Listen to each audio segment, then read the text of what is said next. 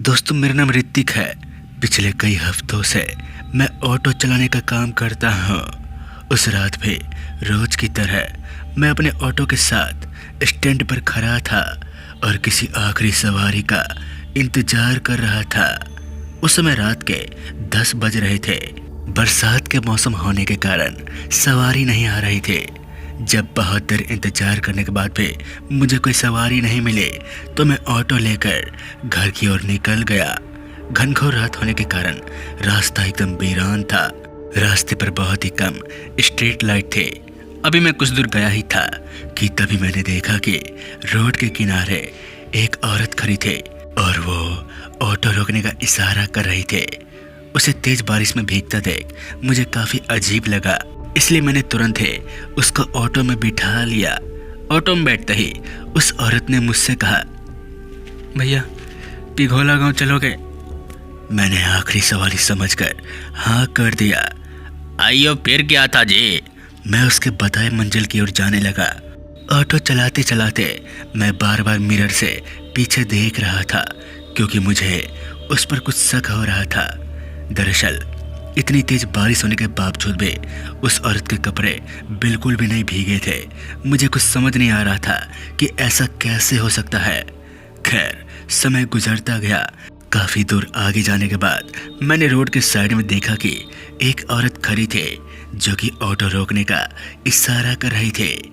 जब मैं उसके नजदीक गया तो मैंने जो देखा वो देखकर मेरे पैरों तले जमीन खिसक गई क्योंकि हूबहू वही लड़की वहां खड़ी थी।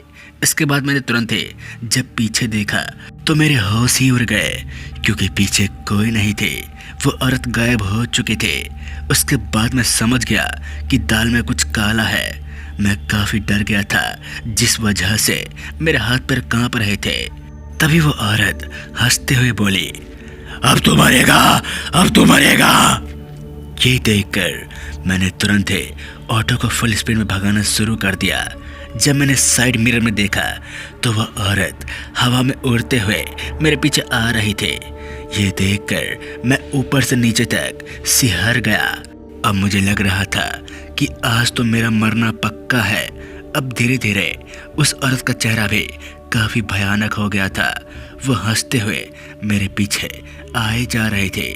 मैं भी जी जान लगाकर ऑटो को फुल स्पीड में भगाए जा रहा था। देखते ही देखते वो औरत मेरे पास आ गई और उसके बाद उसने मेरा ऑटो पलटा दिया।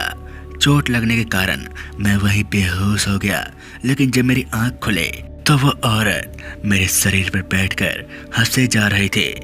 इसके बाद मैं काफी डर गया क्योंकि उस औरत का चेहरा काफी भयानक दिख रहा था। उसकी दोनों आंखें लाल थे, उसके बाल लहरा रहे थे। तभी वहां एक बंदर आ गया जिसे देखकर वो औरत काफी तेज चिल्लाने लगी और देखते ही देखते उसके पूरे बदन में आग लग गया। मेरे आंखों के सामने ये सब हो रहा था। मुझे विश्वास नहीं हो रहा था। उसके बाद मैं कैसे भी करके उस रात अपने घर पहुंचा। लेकिन हैरानी की बात तो ये थी कि उस बंदर के रूप में हनुमान जी ने उस रात मेरी जान बचाई।